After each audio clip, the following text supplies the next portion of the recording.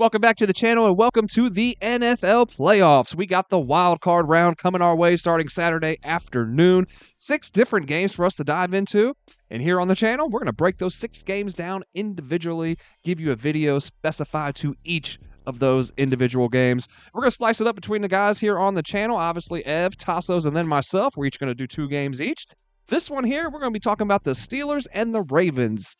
My bitter rivals, man. So I know a thing or two about these teams right here. So we're going to dive into that. But before we do, go ahead and take a look back at the 2024 regular season and how that ended up going down. And man, it was not a bad regular season whatsoever for the channel as a whole, man. I know Tassos was killing it on the Oracle. Man, he had, multiple weeks there where like 13-2, 15-1, just explosions, man. Like, unreal numbers that he was putting up over there at the Oracle. If you guys weren't following that, you missed out on some money. And then we know Ev was crushing it, man. He had how many weeks in a row there of just straight profit, right? Just cashed out week after week after week after week. I lost track, man. It was a lot of weeks in a row. Those guys killed it, like I said, man. And I don't think I did too shabby myself, man. Looking at the numbers, I kept track every week, obviously, and looking at the grand total here, up over 16 units on the year with a record of 76, 54, and 1 push, and I'll take it. But hey, there's always room to make a little bit more money, right? And here in the playoffs, man, this is my time. This is where I really like to get down. The action's limited down. There's only so many teams, man, and I had a good run last year. So let's hope to repeat that here this year and stack up on those 16 units that we were able to accumulate during the regular season. Let's not waste any more time, man. Go ahead and hit that like button down there, though. Hit subscribe for me real quick if you have not already. Now let's go ahead and dive into this week's game between the Steelers and the Ravens. We have the Ravens coming into this one as 9.5-point favorites. We have an over-under sitting at 43.5. Steelers, man, they have won 8 of the last 10 meetings head-to-head with the Ravens and 3 of the 4 times that they've played in the postseason so far. But the Ravens won the last head-to-head matchup with Pittsburgh in Week 16. They did it in convincing fashion, man, 34-17. And also the previous postseason matchup between the two, a 30-7 Raven triumph in the 2015 wildcard. Now, this one here is going to be the 5th meeting between these two in the playoffs, but it's going to be the first time that Baltimore is playing at home. So we gotta keep that in mind in this one here. Baltimore, they dominated that Week 16 matchup, man, particularly on the ground, as they've done much of the season with that number 1 rushing attack that they have. The Steelers were outgained on the ground 220 yards to just 117 in that one. And the Ravens won the turnover battle in that one as well, which typically proves to be the difference when these two teams meet. Pittsburgh forced 3 turnovers while giving up just 1 in Week 12, and they won that one 18-16. So, the turnover battle is huge when these two teams play, man. It's huge. I mean, honestly, in every game, but it's huge when these two teams play. These two, they finished the season going in 2 completely opposite paths, man. The Steelers, in the span of 11 days, dropped 3 straight to fall not only from first in the AFC North, but at the time, there was real talks of them being able to compete for that 1 seed, and plenty of voices, including myself, man, we were saying, don't be surprised if you see this team in the bowl, right? They were playing that good. The defense was lights out. Well, like I said, 10-3 before those 3 games, right, in that 11-day stretch. 4 straight losses after that to close out the season. And yes, man, we got to be, there's a tough stretch of games, right? We got to cut Pittsburgh just a little bit of slack. It pains me to say that, but we got to cut Pittsburgh a little bit of slack, man. Like, at Philadelphia, at Baltimore, and then back home to close out the year against, at that point, a finally healthy Chiefs team, and then a red-hot Bengals team that was in a do-or-die spot, right? Like, they had to win that game. So, I don't know. I think that has to be noted. But the thing is, for me, save for that Bengals game, the most concerning piece of all of this for Pittsburgh was the defense to close out the season. Now, and again, it was a tough stretch of teams with a ton of offensive firepower. All 4 of those teams that they played, Philly, KC, Baltimore, Cincy. Once again, they cut them a little bit of slack, but this Steeler defense came into that stretch giving up just over 18 points per game, and then in that 4-game stretch, they gave up just over 27 points per game. So a big difference, man, and just a lot of struggles there on the defensive side of the ball. Ravens, on the other hand, finished the season strong, right, on 4-game win streak with an average margin of victory sitting at 23 points in that span. They start the season 0-2 and then win 12 of the last 15 to close out the year and win the division for the second straight season.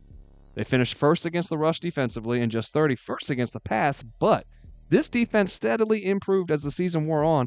And looking at them from a DVOA ranking perspective, they sit at 11th defending the pass and then 6th overall as a whole on the defensive end. So in the 3 games closing out the season as well, man, Baltimore, they gave up an average of just 11 points per game. That was good for second in the league. So the struggles that this defense had at the beginning of the season, they don't feel like as big of a struggle anymore. You know what I mean? Like, this defense is now comparable. It can hang, at least, with these elite teams.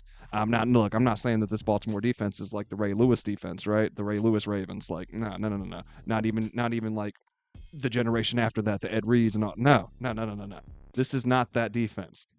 But this is an average defense now, right? And in these last few weeks, they've played like an above average defense. And this is all really this Baltimore team needs to compete, in my opinion. And we'll dive into that a little bit more because we'll talk about their offense side of the ball where lights out, right? But once again, man, let's flip it back. The Steelers, they're trending in the opposite direction. Looking at them in their last 3 weeks, like we said, that defense has given up an average of 27 points per game. They're really struggling, and then they've fallen into the bottom 10 for passing and rushing yards allowed, all while the offense can't get anything going. Russ's decision-making, man, that has like reverted from Super Bowl winning Seahawks quarterback Russ to the like weird let's ride Broncos Nation Russ that we saw in Denver, right? Like, that's the version that we're getting of him now again.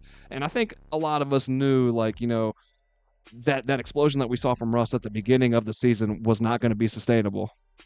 Now, I think most of us expected him to kind of fall off at some point, and that has happened, unfortunately, for Pittsburgh, right? And on top of that, Arthur Smith, offensive coordinator, his play calling has been kind of questionable at times, right? And ineffective. And that has unfortunately led Pittsburgh to just 14 points per game over that 3-game stretch to close out the season as well. They sit at just 27th in terms of passing yards, and then in that 3-game span, they've dropped into the bottom 3 in the league. They're 11th in rushing, but that number drops even when we look at it from a DVOA perspective. They drop to just 16th, which just doesn't bode well for them going up against that number 1 ranked run defense of Baltimore. So, like I said, though, we got to talk about Baltimore's offenses, right? We'd be remiss not to bring up this Ravens attack as they sit 7th in passing yards, 1st in rushing, red zone efficiency, and yards per play. They're 3rd in first downs. They're 3rd in third down conversions. 3rd in points with just over 30 points per game. Look, this offense has been one of, if not the most dominating offenses all season. They can beat you through the air, but where they can really hurt you is on the ground with both Lamar and Henry, right? And we got to, I failed to mention this at the beginning of the video. We do have to bring up the fact that Zay Flowers is not going to be available in this one. But he also missed Week 18 as well. Man, they just moved on to Bateman, right? Rashad Bateman just kind of jumped into that number 1 role. Lights out. I think he had 5 catches on 8 targets.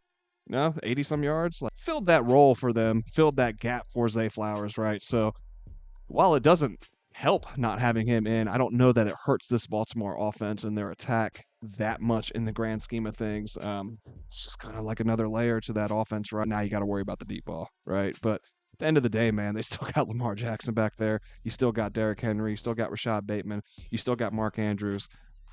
There's talent, right? That's still an explosive offense. I think it's going to give Pittsburgh a ton of trouble. All in all, while Pittsburgh has played Baltimore tough over the years and they've had their number at times, right? Here lately, anyways. I'm leaning Baltimore in this one. Now, it's hard to get there with that 9.5 point spread. Like I don't see a path for Pittsburgh on a money line whatsoever, right? And taking Baltimore on the money line way too juiced, right? So if I'm looking anywhere, I'm looking at the Ravens laying those 9.5 points, but it is scary, man. It is. But they got the pieces, man. They're just the overall better football team, and they've got the pieces in place to make a deep run into the playoffs again. When you look at what Lamar can do through the air and on the ground, and now he has a dominant running back beside him too. Man, it's scary. It's scary. And the defense, like I said, turning on at the right times, right? You can have struggles at the beginning of the season. When you start clicking in the middle of the season, you're reaching your peak right there at the end of the season. Like, that's what you want. You want to be rolling into the playoffs hot. Baltimore's rolling into the playoffs hot. So definitely going to be a team to look out for here in the AFC. So like I said, I got to lean their way here. And there's some trends here, like I'm not a huge trend guy. but I think they're worth noting. Since 2005, home favorites laying 7.5 or more points in the wild card round, they are 17-1 straight up, and they're 14-4 against the spread, right? So kind of plays into this as well. Teams gaining more first downs in the wild card round than the opposing team. They're 25-10-1 against the spread in the last 13 years. And then teams that win the time of possession are on a 16-7 run, both straight up and against the spread.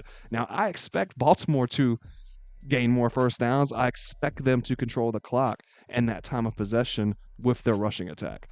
Like I said, I think that Pittsburgh has a hard time stopping with the defensive struggles that they've had coming into this game.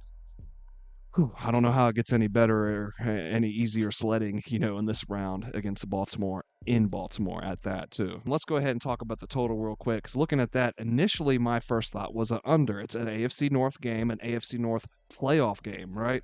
Division rivals. These AFC North games are typically low scoring, slug it out affairs. With both teams leaving with a litany of new injuries because they just beat the hell out of each other for 60 minutes, right? That's AFC North football. However, the over has hit in 8 of the last 10 for wild card games. This is another trend. 8 of the last 10 where wild card games have teams laying 7 or more points. The over has hit. And then 10 of the Ravens' last 13 games that they've been a favorite, the over has hit. The over did hit in that last matchup as well, that 34-17 Ravens victory in the regular season in week 16. So that's why I'm going to lean over here. And that, it's the Ravens that push me in that direction towards the over. I don't think that they possess a defense that can just shut Pittsburgh out. Although I don't see Pittsburgh getting up over 20 points, really. You know what I mean? I think that they play them well, but they're not going to shut them out completely. Pittsburgh's going to get some points up. But I just don't see Pittsburgh stopping this Ravens offense whatsoever. And I could easily see Baltimore putting up over 30 points, man. Even if Baltimore just hit 30, all we would need is 14 from the Steelers to cash this over. So this to me, in all honesty, feels like a 27-17 type game, 31-17 type game, Ravens. But like I said, man, I could see Baltimore pulling away even more. But even at a 27-17, we're still clearing this 43.5 line. You know what I mean? So give me the over here. Like I said, leaning Baltimore on the spread. I'm leaning over as well. Make sure you check into those final plays and see which way that we roll with that. We might parlay that together. I might drop that total down and drop that spread down. We'll look at it, see where we can configure it, and get the best odds still. That's the goal here. Then jumping over, looking at some player props. Honestly, I've only found one that I really like, and I'm not even sure that I really, really like it. Just kind of like it, right? Kind of got my eye on it, so we'll see if we end up playing this one or not. But I'm looking at Jaylen Warren, rushing and receiving yards over 56.5. This is sitting at minus 115 on DraftKings, Caesar, and Bet365 right now. Now, we can look at this insight real quick. We can see he's exceeded 56.5 rushing and receiving yards in 9 of his last 11 games. That's an 82% hit rate, 65.5 yards on average per game in those 11 games right there. So, like that there. Let's go ahead and come on down. We can see here in 2024 alone, in the 15 games that he played, he hit this at a 67% rate, 10 out of those 15 games. A lot of green down here in the middle of the stretch of that season, right? In his last 10, he's hitting at an 80% rate, so definitely like that as well. Looking at him head-to-head against the Ravens, he's actually hitting at a 75% rate in the last 4 games, averaging 72, just over 72 yards rushing and receiving in these 4 games. So in both the games this year, right, clears this one here, 68 yards. Clears it by a mile here in that second game, that Pittsburgh Steelers defeat as well. So this is in a losing effort, still puts up 92 yards. So scroll down here and look at Baltimore. They're 30th against running backs as far as receiving yards allowed. Obviously, they are stout against the run, right?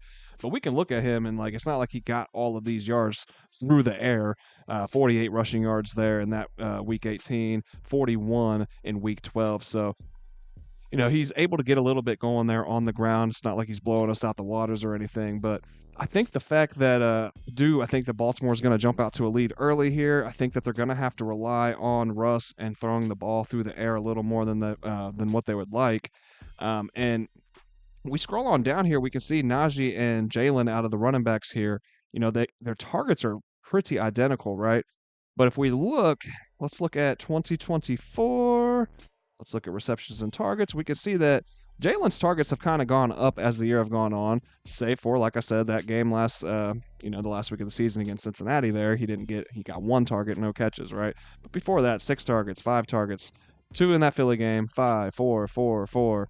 So kind of, like I said, a steady increase of targets for the most part throughout the season, right?